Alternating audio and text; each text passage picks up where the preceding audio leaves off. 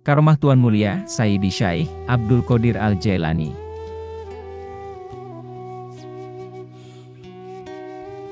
Syekh Syarwa As-Sabti Al-Mahali berkata, Khalifah di Baghdad membuat pesta perkawinan dan mengundang semua syekh yang ada di Irak.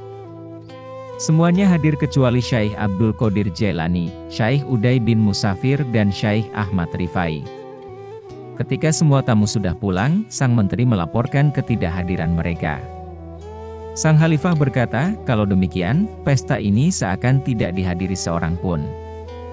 Kemudian Khalifah memanggil pengawal pribadinya dan memerintahkannya untuk mengundang Syekh Abdul Qadir, kemudian pergi ke Pegunungan Hakar, lalu ke Ubaidah untuk mengundang Syekh Ahmad Rifai dan Syekh Uday bin Musafir. Sebelum si pengawal beranjak dari majelis tersebut, dan dua undangan selesai ditulis, Syekh Abdul Qadir telah berkata kepadaku, Syarwa, pergi ke masjid di dekat Bab Al-Halbah. Di dalamnya engkau akan menemukan Syekh Uday bin Musafir bersama dua orang lainnya. Minta mereka menghadapku. Kemudian pergilah ke pekuburan Syunisi dan engkau akan menemukan Syekh Ahmad Rifai bersama dua orang lainnya. Minta mereka menghadapku. Aku pun pergi ke masjid yang beliau sebutkan dan menemukan Syekh Uday bersama dua orang lainnya. Syekh Abdul Qadir meminta Anda untuk datang, kataku kepada beliau. Aku mendengar dan mematuhinya, jawab Syekh Uday. Kemudian, ketika aku berjalan bersama mereka, Syekh Uday berkata kepadaku, bukankah engkau harus memanggil Syekh Ahmad Rifai? Benar, jawabku. Aku memisahkan diri dari mereka dan langsung menuju pekuburan Syunisi. Di sana aku mendapati Syekh Ahmad Rifai dan dua orang lainnya. Setelah menyampaikan pesan sang syekh yang langsung dijawab dengan, kami mendengar dan patuh. Kedua syekh tersebut bertemu di muka pintu ribat Syekh Abdul Qadir pada waktu maghrib. Sang syekh pun keluar menyambut mereka. Ketika pengawal sultan mendatangi Syekh Abdul Qadir dan mendapati kedua orang syekh lainnya sedang berada di sana, ia segera kembali menghadap Khalifah dan mengabarkan hal tersebut. Dengan tangannya sendiri, sang Khalifah menuliskan undangan untuk mereka dan memerintahkan putra dan pengawalnya untuk menyampaikan undangan tersebut kepada Syekh Abdul Qadir. Mereka semua menjawab undangan tersebut. Syekh Abdul Qadir mengajakku dan Syekh Ali bin Al-Hiti yang bertemu dengan rombongan tersebut di tepi sungai untuk turut serta. Kami semua pergi ke Dar Al-Hasanah dan menjumpai sang Khalifah hanya ditemani oleh dua orang pelayannya. Sang Khalifah berkata, Tuan-tuan sekalian, jika para raja mendatangi rakyatnya tentu mereka akan menghamparkan sutra untuk dilalui oleh para raja. Khalifah kemudian membentangkan jubah luarnya untuk dilalui oleh mereka. Mereka berjalan di atasnya hingga tiba di sebuah meja besar. Kami dan mereka mulai menyantap makanan yang ada. Setelah itu mereka keluar dan pergi menziarahi kuburan Imam Ahmad bin Hambal. Malam itu hari sangat gelap. Syekh Abdul Qadir kemudian melambaikan tangannya kepada batu, dinding atau kuburan dan semua itu bersinar bak rembulan menerangi jalannya. Di antara mereka berempat, Syekh Abdul Qadir berjalan paling depan. Sesampainya di makam Imam Ahmad, mereka masuk dan kami menunggu di luar. Ketika mereka hendak berpisah, Syekh Uday berkata kepada Syekh Abdul Qadir, wasiati aku. Aku wasiatkan engkau dengan kitab dan sunnah, jawab Syekh Abdul Qadir.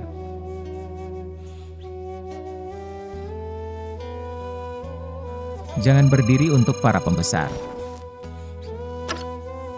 Dalam riwayat lainnya, Syekh Al-Muammar Al-Jaradah berkata, mataku ini tidak pernah melihat makhluk yang ketampanan, kelapangan dada, kelembutan hati, dan keteguhannya dalam memegang janji melebihi Syekh Abdul Qadir Jailani. Dengan ketinggian derajat dan posisi spiritual serta kedalaman ilmunya, beliau selalu berdiri di belakang yang kecil dan menghina yang besar. Beliau memulai salam dan bergaul dengan kaum lemah serta bersikap tawadu kepada golongan sufi fakir. Tidak pernah sekalipun beliau berdiri untuk seorang pembesar, bangsawan dan tidak pernah sekalipun beliau merendahkan diri di pintu para menteri dan sultan.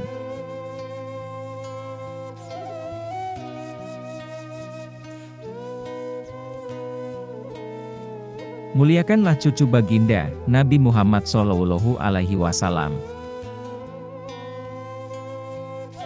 Syaikh Abdul Wahab meriwayatkan, suatu ketika ayahku, Syaikh Abdul Qadir Jailani, menderita sakit sangat parah. Kami sudah berkumpul di sekelilingnya, menangis. Saat itu beliau sedang tidak sadarkan diri.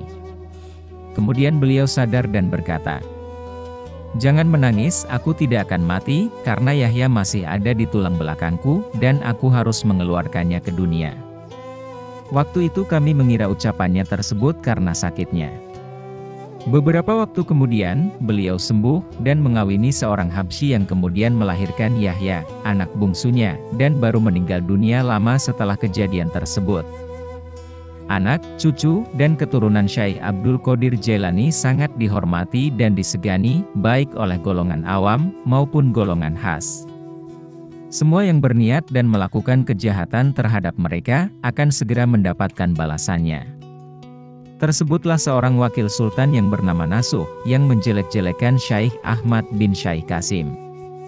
Tak lama kemudian dia diturunkan dari jabatannya, dan tidak ada seorang pun keturunannya yang tersisa.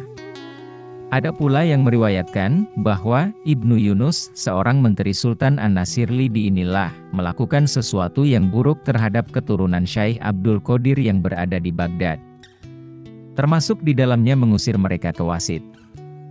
Allah kemudian mengoyak-oyaknya dan dia mati dalam keadaan yang mengenaskan.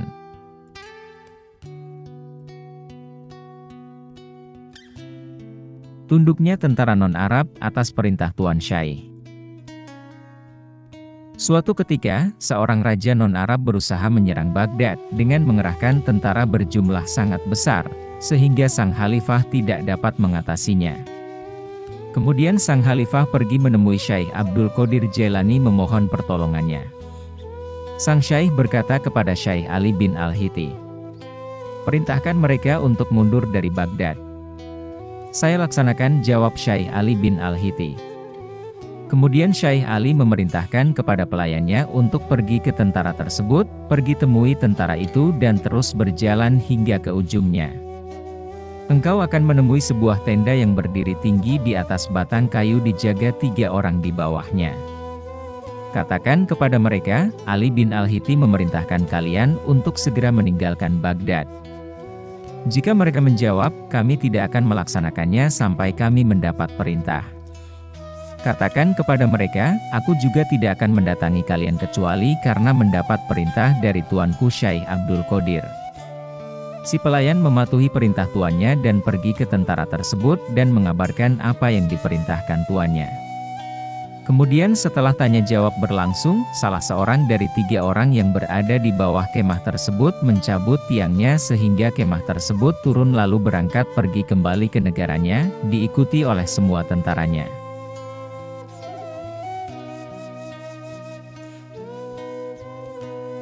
Hilangnya tangan kanan Syaikh Hamad Ad-Dabbas ketika di alam kubur.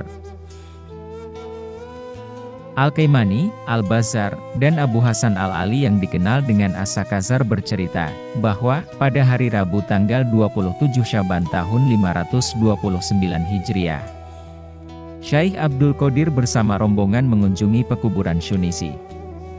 Beliau berhenti di kuburan Syaikh Ahmad Ad-Dabbas agak lama, kemudian melanjutkan perjalanannya dengan muka berseri-seri.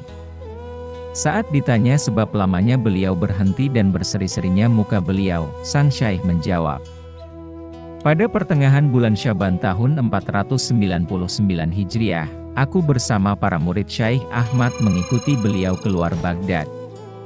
Setibanya di jembatan Yahud, beliau mendorongku sampai aku tercebur ke sungai. Pada saat itu udara sangat dingin, kemudian mereka berlalu dan meninggalkanku. Aku berkata dalam hati, aku berniat untuk mandi Jumat. Saat itu aku mengenakan jubah sufi, dan di lenganku terdapat sebuah jubah lagi yang membuatku harus mengangkatnya agar tidak basah. Aku keluar dari air lalu memeras jubah tersebut dan menyusul mereka dalam kondisi kedinginan yang menusuk hingga tulang. Melihat kondisiku, para muridnya bermaksud untuk menolongku namun beliau melarang mereka seraya berkata, apa yang aku lakukan adalah untuk mengujinya, dan aku mendapatinya bagai gunung, kokoh tak bergerak. hari ini aku melihat beliau dalam kubur memakai jubah dari cahaya bertabur permata. Di atas kepalanya terdapat mahkota dari yakut. Di tangan kirinya terdapat gelang emas dan beliau memakai 2 sandal dari emas. Tapi tangan kanannya hilang. "Ada apa dengan lengan ini?" tanyaku kepada beliau. Beliau menjawab, "Inilah tangan yang aku pergunakan untuk mendorongmu." Kemudian beliau berkata, "Apakah engkau mau memaafkan perbuatanku itu?" "Ya," jawabku. "Jika demikian," kata beliau, "mohonkan kepada Allah agar Dia mengembalikan lenganku seperti sedia kala." Aku pun memohonkan kepada Allah untuk itu dan pada saat itu 5.000 wali turut memohon kepada Allah, mendukungku, dari kubur mereka. Aku terus memohon kepada Allah hingga akhirnya Allah mengembalikan lengan kanannya dan beliau menjabat tanganku dengan tangan kanan tersebut. Dengan demikian sempurnalah kebahagiaannya dan kebahagiaanku. Ketika kabar tersebut menyebar di Baghdad, para murid Syaikh Ahmad beramai-ramai mendatangi sang Syaikh untuk meminta klarifikasi atas pernyataan tersebut. Setibanya di madrasah beliau, sebagai rasa hormat mereka kepada beliau, tidak ada seorang pun yang memulai pembicaraan. Beliau lalu memulai pembicaraan dengan menerangkan maksud kedatangan mereka saat itu. Kemudian beliau berkata kepada mereka, "Kalian pilih 2 orang. Insya Allah melalui mereka berdua akan jelas apa yang aku ucapkan." Mereka kemudian memilih Syaikh Yusuf Al-Hamdani yang pada saat itu ada di Baghdad dan Syaikh Abdurrahman Al-Kurdi yang memang tinggal di Baghdad. Mereka berdua termasuk orang-orang yang dianugerahi kasyaf. "Kami serahkan urusan ini kepada kalian," kata mereka kepada ketua Syaikh tersebut. "Bahkan kalian jangan beranjak dari tempat kalian berada sampai terbukti apa yang aku ucapkan," kata beliau kepada mereka. Kemudian beliau menghentakkan kakinya ke tanah dan pada saat itu para sufi di luar telah berteriak memberitahu bahwa Syaikh Yusuf telah tiba dengan berjalan bertelanjang kaki sampai beliau masuk ke madrasah sang Syaikh. Di sana beliau berkata, "Aku bersaksi bahwa Syaikh Ahmad Ad-Dabbas berkata kepadaku, cepatlah datangi majelis Syaikh Abdul Qadir dan katakan kepada para Syaikh yang hadir bahwa yang dikatakan oleh Syaikh Abdul Qadir benar adanya." Beliau sempat menamatkan perkataannya, Syaikh Abu Muhammad Abdurrahman Al-Kurdi datang dan beliau menyatakan seperti yang dinyatakan oleh Syaikh Yusuf. Setelah mendengarkan pengakuan tersebut, mereka semua bangkit dan memohon maaf kepada Syaikh Abdul Qadir.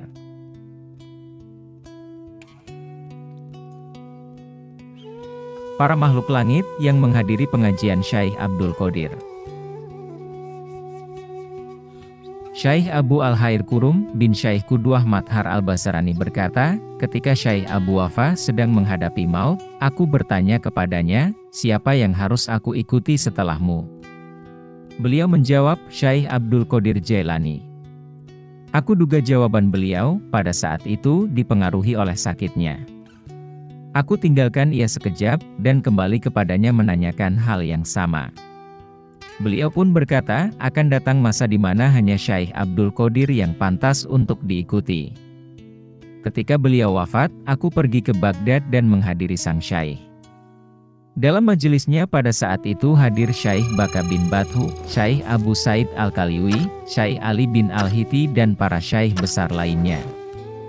Aku bukan seperti para penceramah kalian yang berbicara berdasarkan pengetahuan. Apa yang aku lakukan berdasarkan perintah Allah dan apa yang aku katakan bukan untuk kalian tapi untuk orang-orang yang ada di udara, ujar beliau dalam kesempatan tersebut sambil menengadahkan kepalanya. Saat aku menengadahkan kepala, aku melihat barisan orang-orang bercahaya yang menghalangi pandanganku dengan langit. Mereka menganggukkan kepala tanda setuju. Di antara mereka ada yang menangis, ada yang bersimpuh, ada yang di pakaian mereka terdapat api. Aku pun jatuh pingsan dan ketika aku sadar, aku segera menyibak orang-orang menuju kursinya. Saat aku mencapai kursinya, beliau, Syaikh Abdul Qadir, berbisik kepadaku, "Kurum, tidak cukupkah apa yang dikatakan oleh ayahmu pada kali yang pertama?" Aku mengangguk, tunduk oleh karismanya. Mengetahui yang belum terjadi. Syekh Umar Al-Bazzar berkata, suatu hari aku duduk di hadapan Syekh Abdul Qadir Jailani dalam halwatnya. Beliau berkata kepadaku, jaga punggungmu karena akan ada kucing yang jatuh di punggungmu. Dalam hati aku berkata, dari mana datangnya kucing? Tidak ada lubang di atas dan sebelum sempat aku menyelesaikannya tiba-tiba seekor kucing jatuh ke punggungku. Kemudian beliau memukulkan tangannya ke dadaku dan aku mendapati cahaya terbit dari dalam dadaku bak mentari dan aku menemukan al-haq pada saat itu. Dan sampai sekarang kuantitas sinar tersebut terus membesar.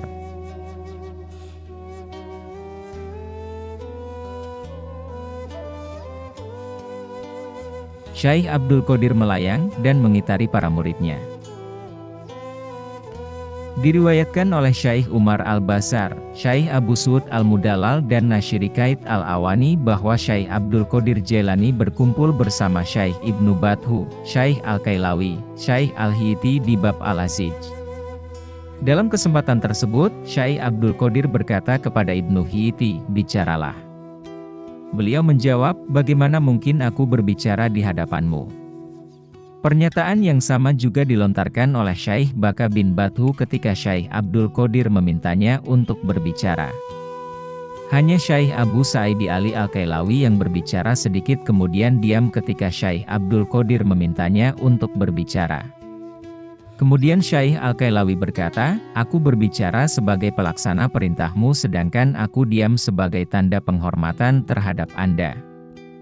Kemudian beliau berbicara tentang hakikat yang membuat takjub orang hadir dan setelah mendapatkan izin beliau pun melantunkan sebuah syair yang membuat Syekh Abdul Qadir mengambang dan mengitari mereka kemudian terus naik ke udara menembus atas rumah.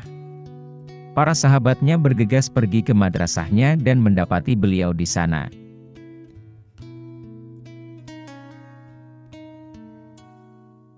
Kebaikan hati Tuan Syekh.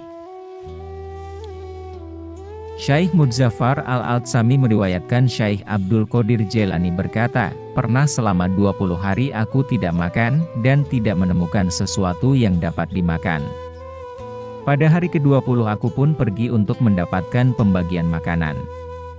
Setibanya di sana, aku mendapatkan 70 orang wali Allah yang sedang menunggu pembagian. Dalam hati aku berkata, tidak pantas aku mengganggu mereka, aku pun kembali ke Baghdad. Di sana seseorang dari daerahku mendatangiku dan memberikan sepotong emas kepadaku seraya berkata, ini kiriman dari ibumu. Setelah aku potong untuk diriku, aku bergegas membawa sisa emas tersebut ke tempat tadi dan membagikan kepada 70 orang tersebut. Ketika mereka bertanya aku menjawab, aku mendapatkan ini dari ibuku dan aku tidak melihat bahwa aku berhak mengkhususkan pemberian tersebut untuk diriku sendiri.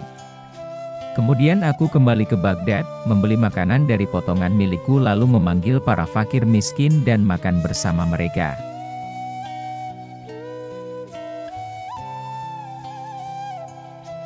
Meremas emas menjadi darah. Syekh Abu Abbas Al-Hidrir Al-Husain Al-Mausyuli meriwayatkan, pada suatu malam, saat kami sedang berada di madrasah Syekh Abdul Qadir, datanglah Khalifah Al-Mustanjid billah Abu Mudzafar Yusuf, bin Al-Imam Al-Muftaki li Amrillah Abu Abdullah Muhammad Al-Abbasi. Beliau mengucapkan salam kepada sang Syekh, dan memohon nasihatnya sambil meletakkan 10 kantung uang yang dipikul oleh 10 orang budak. Syekh berkata, aku tidak membutuhkan harta ini. Namun sang imam berkeras agar Syekh Abdul Qadir menerimanya. Syekh Abdul Qadir kemudian mengambil 2 kantung uang yang paling besar dan paling berat lalu memeras keduanya dengan tangan beliau dan mengalirlah darah. Berkatalah Syekh kepada sang khalifah, Mudzafar, engkau peras darah rakyat lalu engkau berikan kepadaku, tidak malukah engkau kepada Allah? Sang khalifah pun pingsan mendengar hal tersebut. Kemudian sang Syekh melanjutkan, kalau bukan karena rasa hormatku kepada garis keturunannya yang bersambung dengan Rasulullah, akan aku biarkan darah tersebut mengalir hingga pintu istananya.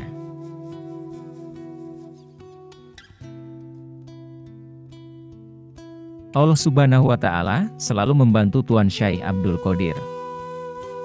Syekh Abu Muhammad Abdullah Al-Jabai menyatakan bahwa Syekh Abdul Qadir Jailani berkata, Suatu saat, aku duduk di tengah padang pasir sedang mengulang-ulang pelajaran fikih dalam keadaan kelaparan. Sekonyong-konyong muncul suara yang berkata padaku, "Mengapa aku tidak melihatmu meminjam uang agar engkau dapat belajar fikih atau menuntut ilmu dengan tenang? Bagaimana mungkin aku berhutang, sedangkan aku tidak sanggup untuk melunasinya?" jawabku. Kemudian suara tersebut kembali berkata, "Cari pinjaman dan kami yang akan membayarnya." Aku pun pergi ke seorang penjual sayuran dan berkata kepadanya, "Maukah engkau bertransaksi denganku, tapi dengan syarat, jika aku dapat mengembalikan yang aku pinjam, maka aku akan mengembalikannya kepadamu.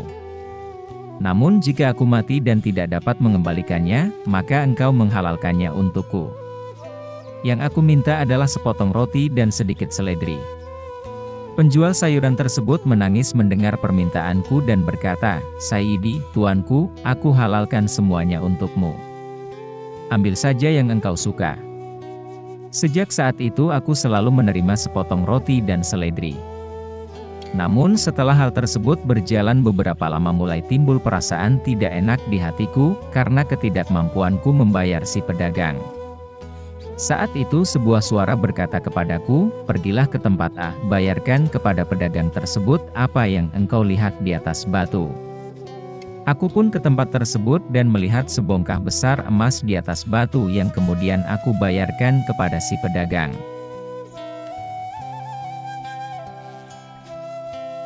Taubatnya jin di tangan Syekh Abdul Qadir. Syekh Abdul Razak bin Syekh Abdul Qadir meriwayatkan bahwa ayahnya, Syekh Abdul Qadir pernah bercerita, "Pada suatu saat, aku sedang melaksanakan sholat di Masjid Al-Mansur, aku mendengar desisan di dinding belakangku. Ternyata seekor ular yang besar datang dan membuka mulutnya di sujudku. Ketika sujud, aku singkirkan dia dengan tanganku. Saat aku duduk tasyahud, dia melata di pahaku lalu melilit leherku. Saat aku mengakhiri syalatku, aku tidak dapat menemukannya. Keesokan harinya, aku mendapati seorang pria dengan kedua mata yang saling berjauhan di tempat halwat di belakang masjid. Seketika itu aku mengetahui bahwa dia adalah seorang jin. Dia berkata kepadaku, 'Aku adalah ular yang engkau lihat malam tadi. Telah banyak waliku coba sebagaimana yang aku lakukan terhadap dirimu. Di antara mereka ada yang tergetar takut, baik zahir maupun batin. Ada pula yang hanya batinnya saja yang merasa takut, sedangkan zahirnya tetap tegar. Tapi aku melihatmu tegar baik fisik maupun mental.' Kemudian aku memintanya untuk bertobat dan dia bertobat di tanganku." Lampu kristal turun dari langit. Umar bin Husain bin Halil At-Thayyib bercerita, "Ketika aku sedang bersama Syekh Abdul Qadir, tiba-tiba, aku melihat sesuatu berbentuk lampu kristal turun dari langit dan berhenti di mulut sang Syekh, lalu kembali ke langit dengan cepat. Kejadian ini berlangsung 3 kali. Setelah itu, tanpa dapat ditahan aku berkata, akan aku ceritakan hal ini kepada orang-orang, namun beliau segera berkata kepadaku, 'Duduk, sesungguhnya yang ada dalam majelis ini mendapat amanat.' Maka aku tidak menceritakan peristiwa tersebut hingga beliau meninggal dunia." Pengetahuan tentang sesuatu yang tersembunyi. Abu Farj bin Hamami bercerita, "Aku banyak mendengar cerita-cerita mustahil yang muncul dari Syekh Abdul Qadir Jailani yang tidak dapat aku terima. Akan tetapi karena itulah aku ingin sekali bertemu dengan beliau. Suatu saat, aku pergi ke Bab Al-Azij untuk suatu keperluan. Ketika pulang aku melewati madrasahnya, dan tepat pada saat itu muadzin telah mengumandangkan adzan asyar. Dalam hati aku berkata, aku akan sholat asyar dan berkenalan dengan sang syekh. Saat itu aku lupa bahwa aku belum berwudu dan langsung sholat. Setelah selesai sholat, Syekh Abdul Qadir menjumpaiku dan berkata kepadaku, "Anakku, jika engkau datang kepadaku dengan suatu hajat, pasti akan aku kabulkan. Sayangnya sekarang engkau benar-benar lupa bahwa engkau belum berwudu ketika melakukan sholat." Pengetahuan beliau tentang sesuatu yang tersembunyi menimbulkan kekaguman dalam hatiku akan kondisi spiritual yang telah beliau capai. Sejak saat itu, aku selalu mengikutinya, mencintai dan melayaninya, dan kejadian tersebut aku dapat mengetahui keluasan berkah beliau. Meninggalnya anak Tuan Syekh. Syekh Sufi, Syekh Syihabuddin Umar As-Sahrawardi dalam kitab Awarif wa Ma'arif, bab 21 meriwayatkan. Di antara para ulama ada yang bertanya kepada Syekh Abdul Qadir Jailani, mengapa engkau menikah? Beliau menjawab, aku tidak memiliki niat untuk menikah sampai Rasulullah berkata kepadaku, menikahlah engkau. Dinukil dari Syekh Abdul Qadir, bahwa beliau pernah berkata, aku pernah menginginkan seorang istri pada suatu waktu, hanya saja aku tidak ingin menikah karena khawatir akan menghabiskan waktuku. Akhirnya aku bersabar dan ketika tiba masanya Allah menganugerahkan 4 istri kepadaku yang sesuai dengan keinginanku. Ibnu Najjar dalam kitab tariknya meriwayatkan, bahwa dia pernah mendengar Syekh Abdul Qadir berkata, anakku ada 49 orang, 27 orang diantaranya adalah pria dan sisanya wanita. Al-Jabai meriwayatkan Syekh Abdul Qadir berkata, jika seorang anakku lahir, aku mengulurkan tangan menggendongnya seraya berkata, ini adalah mayit. Kemudian aku mengeluarkannya dari hatiku. Sehingga apabila dia meninggal maka hal tersebut tidak mempengaruhi diriku. Al-Jabai juga meriwayatkan bahwa anaknya, baik pria maupun wanita, ada yang meninggal pada saat beliau sedang mengajar, dan beliau tidak menghentikan jadwal pengajaran tersebut. Beliau tetap naik ke atas kursinya dan mengajar, sementara tukang memandikan mayat memandikan anaknya. Setelah selesai, mayat anak tersebut dibawa ke majelisnya, dan beliau turun kemudian mensolatkannya.